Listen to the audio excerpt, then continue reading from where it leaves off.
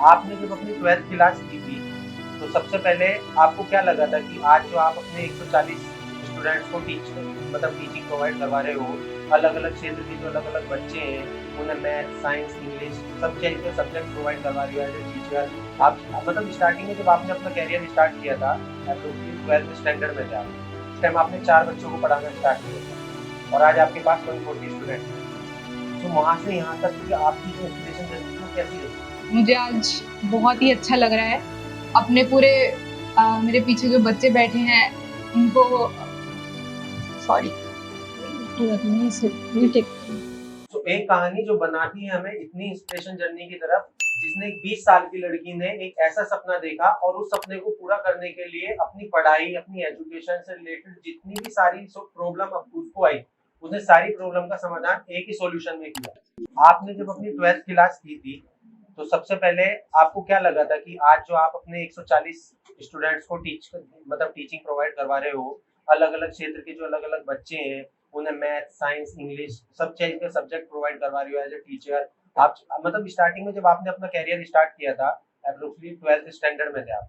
उस टाइम आपने 4 बच्चों को पढ़ाना स्टार्ट किया था और आज आपके पास 140 स्टूडेंट्स हैं। सो वहाँ से यहाँ तक कि आपकी जो इंस्पिरेशन जर्नी थी वो कैसी रही? मतलब सबसे पहले आपको सपोर्ट किसने किया? ऑब्वियसली मेरे बगल में तो बैठी हैं मेरी मम्मी। क्योंकि पहले इस लाइन का मुझे अनुमान नहीं था कि ऐसा भी लाइन होता है जिसमें हम लोगों की सेवा कर सकते हैं। क्योंकि सेवा हमने देखा था कि हम लोगों को पैसे दे के या मदद करके, लेकिन इस तरह से भी सेवा कर सकते हैं जो लाइफ टाइम तक उनको मददगार रहेगी। तो किसी को एजुकेट करना मतलब पूरी जिंदगी जीने के लिए उनको वो एक प्रेरणा देना और शिक्षा देना कि कभी जिंदगी में हार ना मान सके वो कोई भी बच्चा। तो मेरी मम्मी ने वो मुझे रास्ता दिखाया। मम्मी को पहले से ही शौक था कि सोशल वर्क करे। आई थिंक जब इंटर कर रही थी मम्मी, तभी किसी ऑर्गेनाइजेशन के साथ जुड़ी थी मम्मी। राष्ट्रीय सेवा दल नाम है उनका। वहाँ पे मम्मी ने ये सब अपना ही पर्सनल डेवलपमेंट सीखा। एक्चुअली मैं भी जब छोटी थी, जस्ट 10th पास की थी, तो उस टाइम मैं भी एक ऑर्गेनाइजेशन के साथ जुड़ी थी जिसका नाम राष्ट्रीय सेवा दल, पुणे में हेड ऑफिस है उसका। और वो अलग अलग स्टेट्स में छोटा छोटा कैंप लगाते हैं, जैसे बच्चों में डेवलपमेंट के लिए या वुमेन्स जो सफ़र कर रही हैं किसी प्रॉब्लम से, तो उनको अपने पैरों पर खड़ा करने के लिए कुछ उनको हेल्प दिया जाता है, उस लायक बनाया जाता है। तो उसकी पार्ट में भी थी। मैं भी उसमें as a volunteer, as a जैसे हमें भी प्रशिक्षण दिया गया कि कैसे कैसे लाइफ में चैलेंजिंग आता है, आपके अंदर क्या क्या होना चाहिए क्वालिटीज, दूसरों की हेल्प करनी चाहिए और खुद को स्ट्रॉन्ग कैसे बनाना चाहिए, वो सारी चीज़ें उस कैंप में हमें सिखाया जाता था। तो मैं शुरू से बहुत शाई नेचर की थी। मैं अपना जो भी फीलिंग्स है ना, मैं एक्सप्रेस नहीं कर पाती थी। मैं लोगों के सामने हेजिटेट करती थी, कम बोलती थी और कतराती थी फेस करने से किसी भी चीज़ को। तो वो चीज़ मैंने उस संगठन से सीखा। मेरे अंदर वो मतलब एक तरह से अगर कहें तो नई रत्ना का उसमें जन्म हुआ। तो मतलब उस दिन आपके मन में फायर हो गया कि भाई बस अब ये जो आंधी है तूफान में बदल जाए। मेरे मन में आया कि जब मुझे कोई इतना चेंज कर सकता है, मेरे अंदर इतना बदलाव ला सकता है, तो मैं भी औरों को ये चीज़ें दे सकती हूँ जिनके अंदर ये सारी चीज़ें हैं, हेजिटेशन, नहीं बोलना, कतराना। तो मैं और बच्चों को और लोगों को हेल्प कर सकती हूँ, उन्हें भी अपने जैसा बना सकती हूँ। आपकी जो बेटी है श्रद्धा, 16 साल की उम्र में उसने एक सपना देखा जब वो अपनी 12th क्लास में थी। उसने 4 बच्चे एजुकेशन के लिए तैयार किए, उनको घर से जिनके घर में शिक्षा तक नहीं है, लोग नहीं कर पाते आज के टाइम में, इतना पैसा नहीं है लोगों पे, और उन्होंने 4 बच्चे पढ़ाना स्टार्ट किया था और आज आपके पास 140 अप्रोक्सीमेटली स्टूडेंट है। तो सबसे पहले उन्होंने आपसे किस तरह कन्वे किया और आपने उनको किस तरह सपोर्ट किया? ये मुझे शुरू से देख रही थी कि मैं सोशल वर्क कर रही हूँ, हेल्प कर रही हूँ, तो ऑब्वियसली जब घर में कोई अगर ऐसा है तो बच्चे में जाएगा ही। तो श्रद्धा जी, पहली बार जब मम्मी से बात की थी तो डर लगा था इस बारे में? नहीं, डर तो नहीं लगा था, बट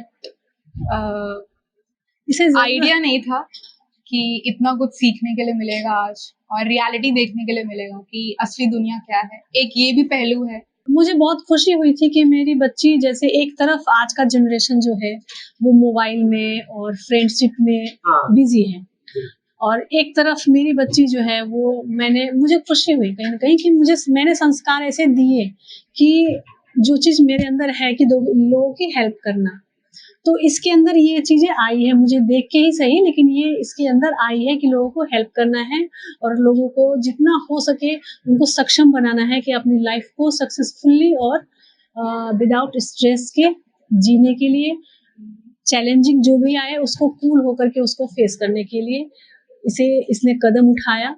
और लोगों को तो मुझे बहुत खुशी हुई कि ये बच्ची इस तरफ जा रही है और लोगों को इस तरफ बेनिफिट पहुंचाने की सोच रही है। आपकी मम्मी ने आपको इस काबिल बनाया, मतलब बहुत से लोग होते हैं नहीं हो पाते। अगर आज की जनरेशन की बात करें ना, 16 साल की उम्र में, 18 साल की उम्र में अगर आप किसी से कहते हैं ना, तो वो ये कहते हैं हम इंडिपेंडेंटली हो चुके हैं, पूरा उनका फ्लो मोबाइल वगैरह हाथ में, सब कुछ फैशन डिजाइनिंग, मतलब वो उनका अपना करना। लेकिन तुम्हारी एक थॉट थी कि भाई एक बच्चे एजुकेशन करवाने, ये सारे आपकी टीम मैंने मिला मैं इनसे, और इन्होंने मुझे बताया आपके बारे में कि जो मैडम हमें अलग अलग सब्जेक्ट में जिस तरह सपोर्ट करती है, कि कभी भी लंच टाइम होता है तो मैडम कभी लंच नहीं करती। तो इस तरीके की मतलब कई इशू आए होंगे आपको लाइफ में कि एक ना एक दिन ऐसा लगा होगा कि नहीं यार आज कुछ ऐसा हो गया, कुछ और अच्छा कर सकते हैं, कुछ और अच्छा कर सकते हैं। तो आप सबसे ज्यादा प्रभावित किस चीज से होती है? सबसे बड़ी इंस्पिरेशन तो मेरी मम्मी ही है। उन्होंने ही मुझे ये रास्ता दिखाया कि, और इस रियलिटी से रूबरू करवाया कि असली जिंदगी यही है, इसको भी एक्सपीरियंस करना जरूरी है। क्योंकि लोग अपनी फैसिलिटी जिनको मिलती है उनको ये नहीं पता रहता कि ये भी पहलू है एक लाइफ का। और मुझे आज बहुत ही अच्छा लग रहा है अपने पूरे मेरे पीछे जो बच्चे बैठे हैं इनको, सॉरी अभी हमारा अभी इवेंट हुआ था 16 अप्रैल को, उसमें ऐसे ही बच्चे प्ले करते करते इमोशनल होकर कई बच्चे रो पड़े वहाँ पे कि मैम हमारे लिए इतना कुछ कर रही हैं, हमें इतना फैसिलिटी दे रही हैं, पढ़ने का मौका दे रही हैं, तो बच्चे भी ऐसे इमोशन हो गए। एक छोटी सी उम्र में जो आप कर रहे हो ना श्रद्धा जी, वो हर किसी के बस की बात नहीं है। 50 साल का भी तजुर्बा अगर किसी के पास है ना, तो वो ये चीज ही नहीं कर सकता जो आप सोच रहे हो। आप जो शिक्षा प्रोवाइड कर रहे हो ना, आज के टाइम में शिक्षा के क्षेत्र में सरकार इतना सपोर्ट कर रही है, तब नहीं वो चीज हासिल हो पाती। लेकिन आप एक अकेले अपनी मम्मी के सपोर्ट से एक धीरे धीरे एक ऐसा कारवा बनाते जा रहे हो, एक बच्चे अलग अलग बढ़ते जा रहे हैं यार। अगर मानते हैं कुछ बच्चे कामयाब होते भी है, तो कल को उस मुकाम तक पहुंचते हैं कि जहां वो देख पाते हैं आप लोग जैसे सपोर्ट कर रहे हो ना, आप उनका भविष्य बना रहे हो। आप उनकी कैसी इंस्पिरेशन जर्नी हो कि कल को वो अपनी सांस छोड़ना पसंद कर सकते हैं, बट आपको नहीं।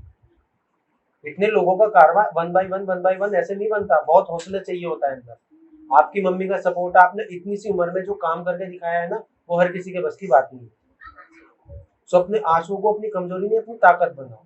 कभी कभी भर आती है आंखें, कोई बात नहीं, मुस्कुराओ। हर कांटों में फूल है, हर रास्ते पे कांटे हैं, तो कोई बात नहीं, हम चलते जाएंगे, हम चलते जाएंगे। इमोशनल अटैचमेंट है बच्चों से बहुत ज्यादा। आपको अपनी टीचर कैसी लगती है?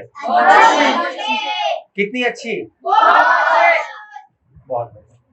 तो अच्छा एक चीज बताओ, एक टाइम पे एक फेस आया होगा जब आपके पास में, मतलब आज के टाइम में भी पैसे की दिक्कत आ जाती है कि भाई नहीं हो पा रहा, कुछ दिक्कत आ जाती है। पहले आप मील्स भी प्रोवाइड करवाती थी, लॉकडाउन के टाइम में आपने इतना कुछ अच्छा किया है कि बच्चों को ढूंढना, उन्हें पढ़ाना, मील्स भी प्रोवाइड करवाना। तो उस टाइम पे आपके पास थोड़ा पैसे से रिलेटेड समस्या आई हो, तो आपने वो कैसे फेस करी? लॉकडाउन था, उसमें किसी से इंटरेक्शन भी नहीं हो पाता था, किसी को हम बता भी नहीं पाते थे कि किस स्पेस से गुजर रहे हैं हम लोग। लेकिन धीरे धीरे हम लोगों ने लोगों को बताया। आई थिंक कोई ऑर्गेनाइजेशन हमसे जुड़ी थी, तो उन्होंने बोला कि हम कुछ यहाँ आपकी मदद करेंगे। हमारा जो एरिया है, हमने बताया कि काफी बड़ा एरिया है, यहाँ पे हम 1500 लोगों के साथ काम कर रहे हैं और इनको सही में जरूरत है क्योंकि डेली वेजेस वर्कर है, काम उस समय कुछ बंद था। तो उन्होंने बोला ठीक है हम आएंगे इस दिन और हम सब कुछ डिस्ट्रीब्यूट करके जाएंगे। बट अनफॉर्चुनेटली हमें वो चीज नहीं अच्छा लगा जो चीज वो डिस्ट्रीब्यूट जिस अमाउंट में करके गए। तो मम्मी के अंदर वो आ गया कि नहीं, जो उन्होंने किया है वो हम चीज जो वो नहीं कर पाए वो हम चीज करके दिखाएंगे। और हमारे पास उस समय कुछ नहीं था, लिटरली कुछ नहीं था, ना पैसे था ना रिसोर्स था, बस एक कमरा था हमारे पास। तो हमने सोचा कि चलो हमारे पास जितना अमाउंट था अपने पर्सनल अकाउंट में, उससे हमने सोचा कि इसे शुरू करते हैं हम, बाकी ऊपर वाला के ऊपर छोड़ देते हैं, जो मर्जी होगी। कोशिश करते हैं लोगों की अगर सपोर्ट मिल जाए तो बस हमने कुछ नहीं सोचा, बस एक जिद हमने, मतलब मेरे अंदर एक जिद आ गया। या तो झांसी की रानी थी हाँ या फिर आप नहीं ऐसा नहीं कहेंगे, लेकिन वो सोचते हैं ना, मुझे दुख हुआ कि लोग उस टाइम भी मतलब फोटो खींचने के चक्कर में और बहुत सारी चीजें, मैं नहीं बोलना चाहती वो चीज, लेकिन मुझे बहुत दुख हुआ कि मुझे बच्चों की हेल्प करनी है। सच में बच्चे भूखे थे, तो मेरे पास जो पैसे थे मैंने उससे जो जो सामान था वो इकट्ठा किया, इसी रूम में बेंच को एक तरफ सारा रखकर इसको खाली किया और इसी में सारा कुछ अरेंज। बहुत डिफिकल्टी आई उस टाइम, मैं, श्रद्धा और टीचर्स भी घर से बाहर नहीं निकल पा रही थी, कोई नहीं निकल पा रही थी। तो एक हमारे स्टूडेंट ही था जो कि पुराना स्टूडेंट था, तो वो थोड़ा बड़ा था, 16-17 के आसपास था, तो उसने बोला कि मैं भी आपके साथ रहूंगा, मैं खाना बनाने में काम करूँ, हेल्प करूंगा। तो वो और एक जो लैंडलॉर्ड है, जो इसके मालिक हैं, वो, तो 4 आदमी मिलकर हम लोग मतलब एक कारवा बनता गया। कमर हमने कस ली और खुद के पैसे से इकट्ठा किए, और श्रद्धा उसके बाद कुछ सोशल मीडिया पे या अपने जो आसपास की कम्युनिटी है, हाँ, जो भी व्हाट्सएप पे जितने कॉन्टेक्ट थे उस पे कुछ छोटे छोटे पोस्टर बना के वो डालना शुरू की कि हम ये शुरू करने जा रहे हैं, हम शुरू कर दिया हमने, और हमें सपोर्ट की जरूरत है। तो आप जितना कर सकते हैं, 50 रुपीज कर सकते हैं, 50 रुपीज कीजिए, 100 कर सकते हैं, 100 कीजिए, क्योंकि बच्चों की इस समय बहुत जरूरत है बच्चों को खाने की। तो फिर कारवा ऐसे ही बनने लगा, कुछ लोग डोनेट करने लगे, कुछ आके राशन देने लगे, और फिर ये लंबा चला हमारा।